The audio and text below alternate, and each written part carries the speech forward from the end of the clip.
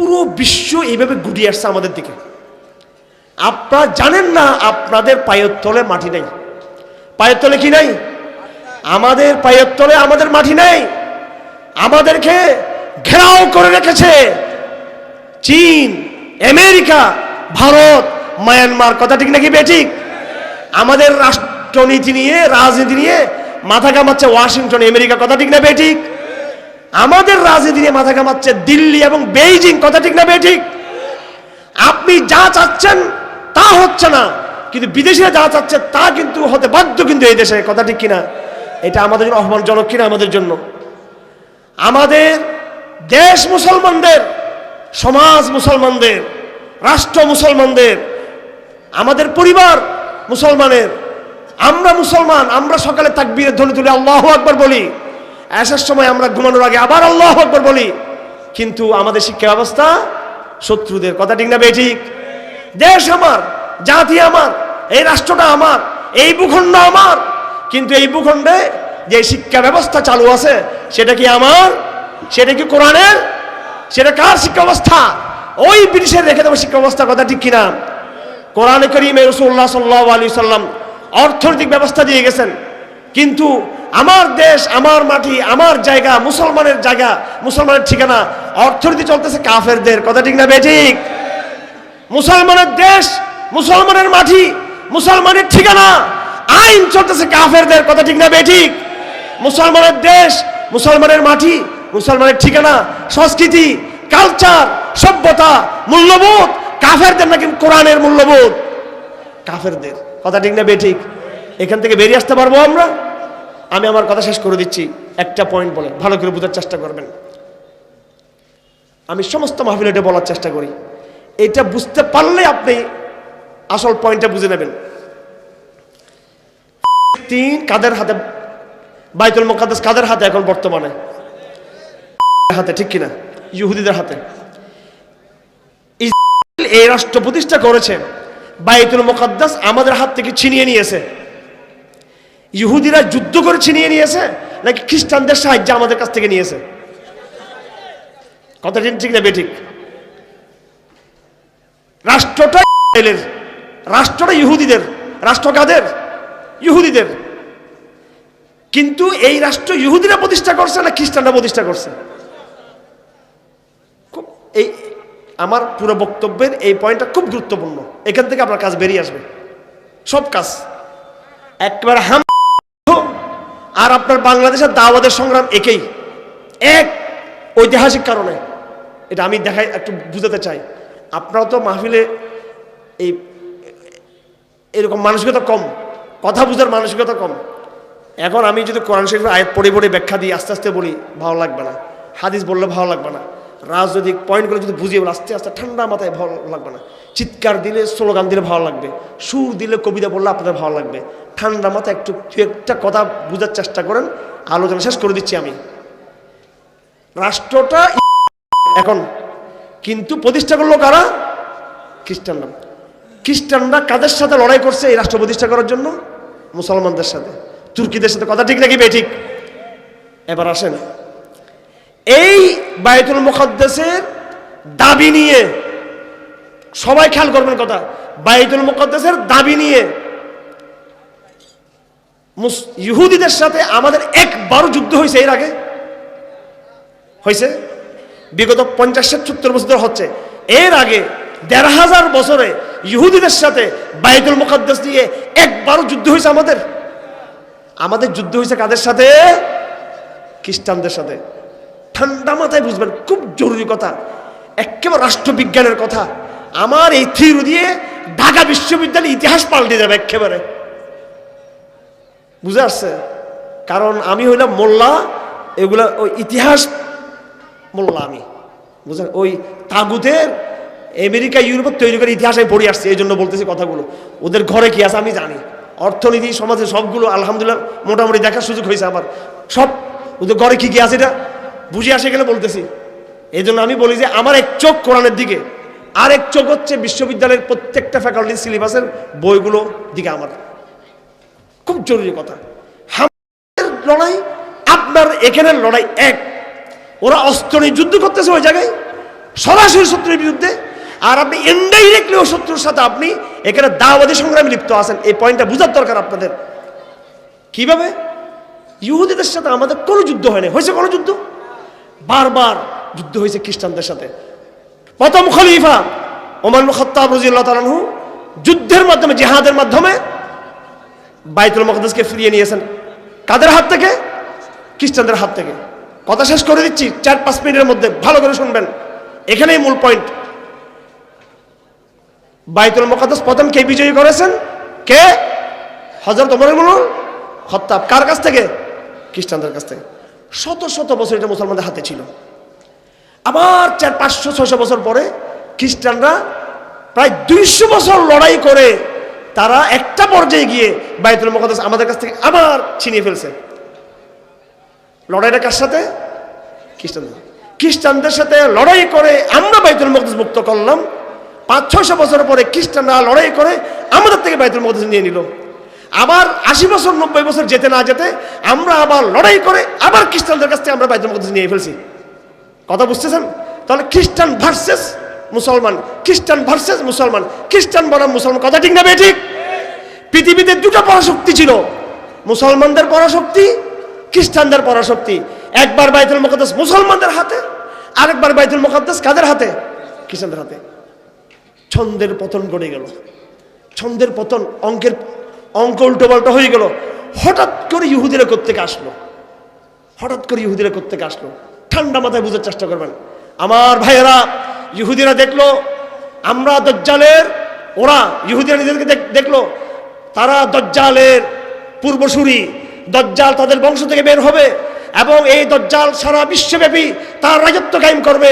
কিন্তু কোত্থেকে কায়েম করবে? তাদের তো কোনো ভূখণ্ড নাই, কোনো জায়গা নাই। ইহুদিরা প্ল্যান করলো এইভাবে দুটি শক্তি, মুসলমানদের শক্তি, খ্রিস্টানদের শক্তি, আমাদের ঠিকানা বাইতুল মুকদ্দাসকে নিয়ে তারা দাবি করতেছে। এই ঠিকানা আমাদের হাতে না আসা পর্যন্ত দজ্জাল তো বের হবে না, আমাদের নেতার আগমন তো হবে না। আসো, এই দুই শক্তিকে শেষ করতে হবে। কিন্তু ইহুদিরা ছিল পৃথিবীর লাঞ্ছিত জাতি, অপমানিত জাতি, অপদস্থ জাতি। তাদের পক্ষে সম্ভব না একসাথে খ্রিস্টানদের সাথে লড়াই করা, আবার মুসলমানদের সাথে লড়াই করা। তারা প্রথমে খ্রিস্টানদেরকে ধরলো।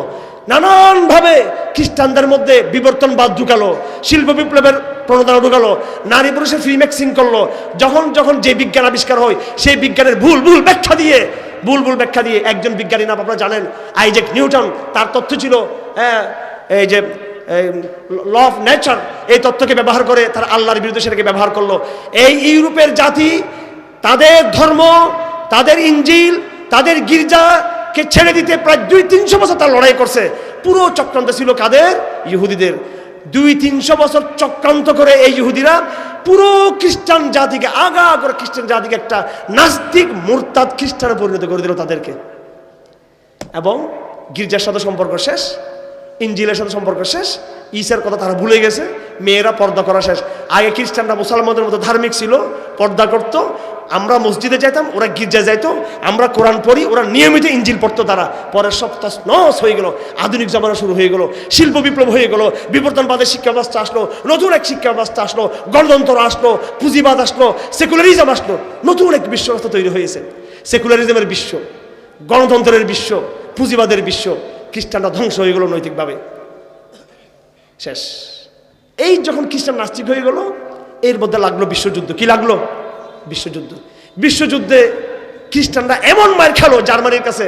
ইহুদিরা আসি বললো, তোমাদেরকে বিজয় করে দিব, আমেরিকাকে ডাকবো, তোমরা বাইতুল মুকদ্দাসকে নিয়ে দিতে হবে। প্রথম বিশ্বযুদ্ধের মাধ্যমে খ্রিস্টানরা বাইতুল মুকদ্দাসকে এই শর্তে, ইহুদিরা শর্ত দিল, বাইতুল মুকদ্দাসকে আমাদের হাতে দিলে আমরা তোমাদেরকে স্বর্ণ, ডলার, রূপা, তেল, খনিজ সব কিছু দিয়ে বাইতুল মুকদ্দাসে আমরা তোমাদেরকে বিজয়ী করে দেব। ঠিক এই ব্রিটিশ বিজয়ী হয়ে গেল। অনেক লম্বা ঘটনা। তখন এই ব্রিটিশ মন্ত্রী বেলফোর্ড ডিক্লারেশন করে ইহুদি রাষ্ট্রের অনুমোদন দিয়ে দিল। তার আরো কিছুদিন পরে আবার বিশ্বযুদ্ধ শুরু হলো। তখন আবার তারা মায়ের খেলো, হিটলারের মায়েরে কোমর ভেঙে গেছে এদের। আবার ইহুদিরা আসলো যে তোমার কোমরটা সোজা করে দিব, ইহুদি রাষ্ট্র প্রতিষ্ঠা করতে হবে। 1948 সালে দ্বিতীয় বিশ্বযুদ্ধের পরে খ্রিস্টানরা কি করলো?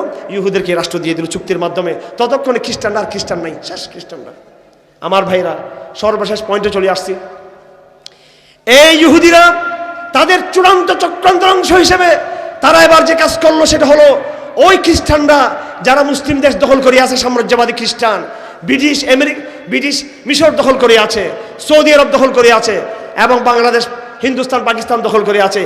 এই ইহুদিরা এবার চক্রান্ত করলো, ও খ্রিস্টানরা তোমরা যেইভাবে নাস্তিক্যবাদী হয়েছ, যেইভাবে সেকুলার হয়েছ, যেইভাবে গণতন্ত্রবাদী হয়েছ, যেইভাবে মানবতাবাদী হয়েছ, যেইভাবে পুঁজিবাদী হয়েছ, আসো আসো তোমরা এবার মুসলমানদেরকে শিখাও। এই দেশে খ্রিস্টানরা চলে গেল, সাম্রাজ্যবাদ শেষ হলো, তারা গণতন্ত্র রেখে গেল, পুঁজিবাদ রেখে গেল, সেকুলারিজম রেখে গেল, নাস্তিক্যবাদ রেখে গেল, বিজ্ঞানের ভুল ব্যাখ্যা তারা রেখে গেল। অর্থাৎ ইহুদিদের টার্গেট ছিল, 1 নম্বর টার্গেট ছিল খ্রিস্টানদেরকে নাস্তিক বানানো, 2 নম্বর টার্গেট ছিল খ্রিস্টানদের মাধ্যমে মুসলমানদের নাস্তিক বানানো। অথবা তারা এই 2 নম্বর এজেন্ডাতেও তারা সফল হলো। সর্বশেষ যে পয়েন্টটা হলো, তাহলে ঘটনা কোথায়? আমি কেমনে দাবি করছি হামাসের বর্তমানে ফিলিস্তিনের যুদ্ধ, সশস্ত্র জিহাদ এবং বাংলাদেশে বর্তমান মুসলমানদের চ্যালেঞ্জ এক এবং অভিন্ন। পয়েন্ট আমার এটা, আমার এই পয়েন্টের উপর থাকার চেষ্টা করবেন আপনারা।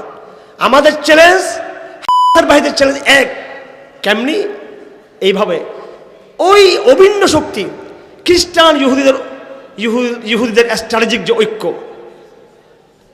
খ্রিস্টান ইহুদিদের, প্রথমে ইহুদিরা চক্রান্ত করে প্রায় 200-300 বছর লাগছে তাদের এই চক্রান্ত করতে, তাদের রেনেসাঁর মাধ্যমে পুরো নাস্তিক প্রজন্ম তৈরি করে।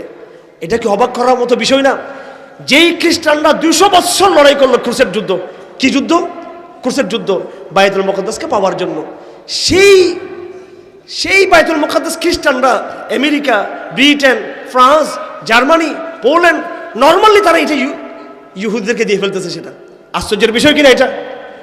যেই বায়তুল মুকদ্দাস পাওয়ার জন্য সালাহউদ্দিন আইয়ুবীর সাথে এত সংগ্রাম করলো এবং সর্বশেষ 300 বছর আগ পর্যন্ত, 200 বছর আগ পর্যন্ত অনেক চক্রান্ত করছে খ্রিস্টানরা, তুর্কি সাম্রাজ্যকে ধ্বংস করতে চাইছে শুধু বায়তুল মুকদ্দাসকে ফিরে পাওয়ার জন্য। সেই দাবি তারা বাদ দিয়ে ওই জায়গায় তাদের ভাইকে তারা বসিয়ে দিল, নিজেরা দাবি না করে। কেন? যেহেতু তারা নাস্তিক হয়ে গেছে। কি হয়ে গেছেন? নাস্তিক খ্রিস্টান। এখন দেখেন ঘটনা কি, যেমনি ভাবে তারা এই দাবি বাদ দিয়েছে, ঠিক মুসলমানদেরকে তারা নাস্তিক বানিয়ে ফেলছে এখন শিক্ষা ব্যবস্থার মাধ্যমে। আমার ভাইয়েরা, সমগ্র মুসলিম বিশ্বে অভিন্নভাবে বাংলাদেশ, পাকিস্তান, সৌদি আরব, মিশর, সমস্ত মুসলিম বিশ্বে যেই সংকটের মূল জায়গা তারা তৈরি করেছে সেটা হলো আধুনিক শিক্ষা ব্যবস্থা। আধুনিক শিক্ষা ব্যবস্থা বর্তমান জাহেলিয়াতের প্রধান দরজা, এই দিক থেকে সব সমস্যা। এখান থেকে তাদের নাস্তিক্যবাদের প্রকল্প, সব নাস্তিক তৈরি হবার কারখানা কিন্তু এই জায়গা থেকে। সবাই না, মোটামুটি ইসলাম ব্যাপার কনফিউজড। এখন কি হচ্ছে ঘটনা? 2023 সাল, এটা 2023 সাল, 2019 সাল থেকে 2023 সাল, 1919 এবং 20 সাল থেকে 19 শতাব্দী শুরু করে 2000 শতাব্দী পর্যন্ত, প্রায় বিগত 121 বছর পর্যন্ত পৃথিবীর যে ঘটনাগুলো, সেই ঘটনাগুলো হলো কি? সেই ঘটনা হলো একই সূত্রে গাথা।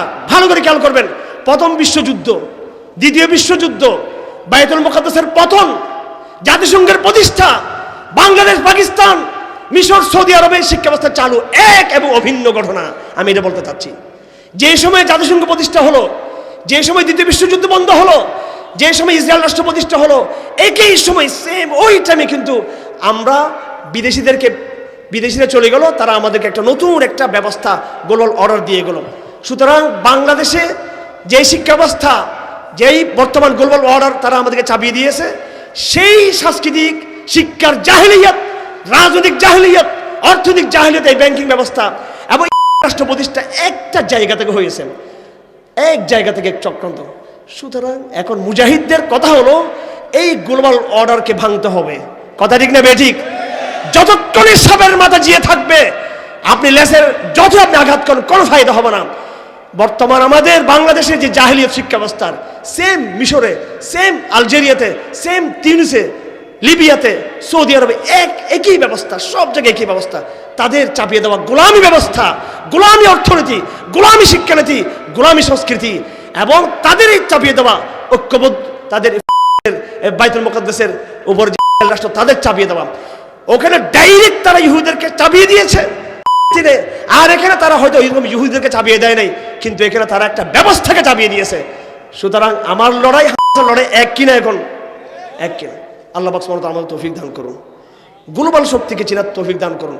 এই গ্লোবাল গুন্ডামি আমেরিকার নেতৃত্বে, ব্রিটিশ নেতৃত্বে যেটা হচ্ছে, যতক্ষণ এই শক্তি দুর্বল হবে না ততদিন ওই সমস্ত ইউরোপিয়ান রাষ্ট্রে ইসলাম কায়েম হওয়া দূরের কথা, আমাদের এখানেও কোনো দিন আপনি ইসলামী খেলাফতকে নিরাপত্তার সাথে আপনি কায়েম করতে পারবেন না। আসুন আমার ভাইয়েরা, বর্তমান সময়ের বার্তা বোঝার চেষ্টা করি, আন্তর্জাতিক উফার শক্তিকে যে কোনো উভয়ে তাদেরকে দামানোর চেষ্টা করি। তার জন্য বাঙালি মুসলমানকে যে কাজ করতে হবে, নিজের ঘর ঠিক করতে হবে। এখান থেকে আপনি লাভ দিয়ে তো আমেরিকা যেতে পারবেন না, লাভ দিয়ে আপনি হামাস যেতে পারবেন না, লাভ দিয়ে আপনি আফ্রিকা যেতে পারবেন না। নিজের ঘরকে ঠিক করুন।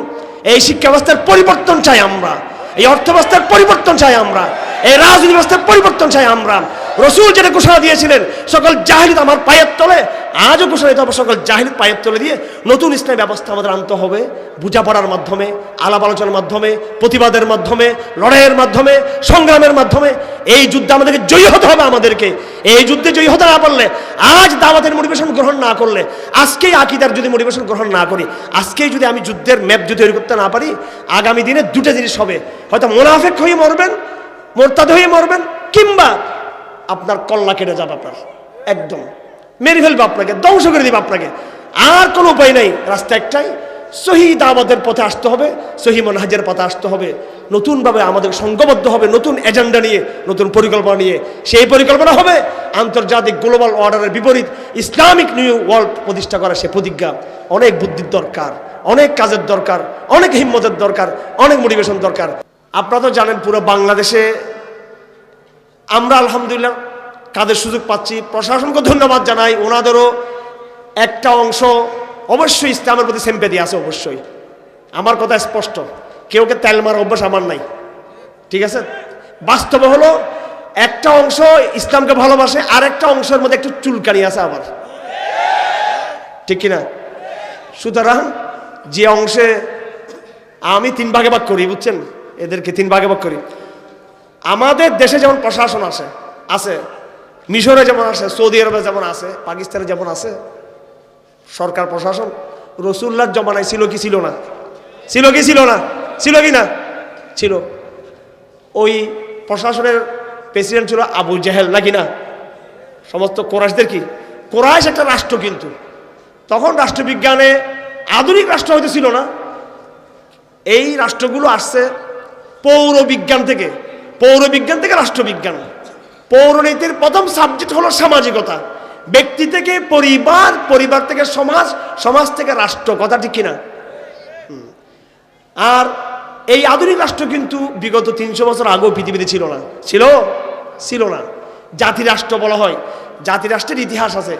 এই জাতিরাষ্ট্র খণ্ড খণ্ড খণ্ড খণ্ড ভূখণ্ড নিয়ে রাষ্ট্র হওয়া ইউরোপে হয়েছে। এই ইউরোপের আদলে বর্তমানে বিশ্বে সেটা তৈরি হয়েছে। আগামী দিনেও কিন্তু এটা যারা রাষ্ট্রবিজ্ঞানের যারা দার্শনিক, ওরা বুঝে এই জাতিরাষ্ট্রের অস্তিত্ব না থেকে আবারও অনেকগুলো রাষ্ট্র মিলে আবার বৃহত্তর মানচিত্র পরিবর্তন হতে পারে আগামী দিনে। এটা রাষ্ট্রবিজ্ঞান গবেষণা করলে বুঝে যায়। পৃথিবীর ইতিহাস এক গতিতে চলে না। যাই হোক, মক্কাতে রাষ্ট্র ছিল না, আধুনিক রাষ্ট্র যেটাকে বলে সেটা, কিন্তু রাষ্ট্রের যেটা মূল, যেটা সামাজিক চুক্তি, রুশো একজন দার্শনিক ছিলেন, লেখক ছিলেন ফ্রান্সের। ইউরোপে যখন জাগরণ শুরু হয়, রেনেসাঁ বলা হয়, যে জাগরণ থেকে বর্তমান বিশ্ব ব্যবস্থা তৈরি হয়েছে। আমরা বর্তমান আধুনিক বিশ্ব দেখতেছি, লিবারেল ডেমোক্রেটিক একটা পুঁজিবাদী ক্যাপিটালিজমের একটা বিশ্ব দেখতেছি। এটার বয়স 200 বছর, হ্যাঁ, 150-200 বছর, 250 বছর ধরলাম। তার আগে কিন্তু পৃথিবী ছিল রেনেসাঁর যুগ, রেনেসাঁ বলা হতো।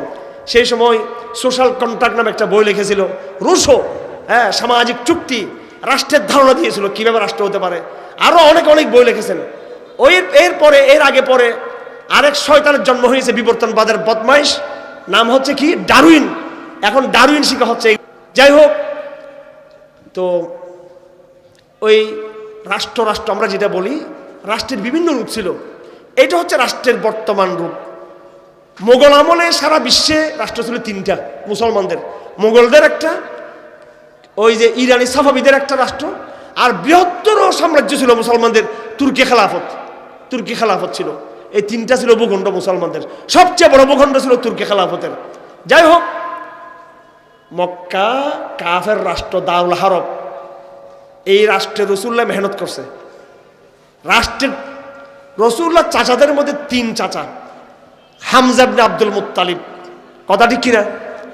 আবু তালেব ইবনে আব্দুল মুত্তালিব আর আবু লাহাব। আবু লাহাব রসুলের চাচা ছিল।